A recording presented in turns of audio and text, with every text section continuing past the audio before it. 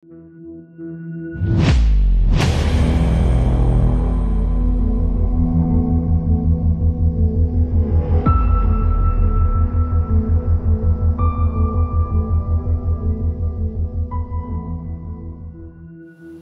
minamahal naming Maria Magdalena, isinugo ka ng Panginoong Hesukristo upang ipahayag ang mabuting balita ng kanyang muling pagkabuhay.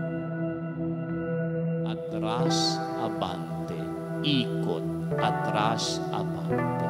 Ito ang movement ng suso. Ito ang ating buhay parang suso. Kaya kapag tayo nagsasayaw ng karakol, isinasayaw natin ang istorya ng ating buhay. Aabanse, mamaya aatras. Saan ako nagkamali? Mamaya-maya, aabanse na naman, aatras. Ganyan ang buhay sa patnubay ng ating patrona, si Maria Magdalena.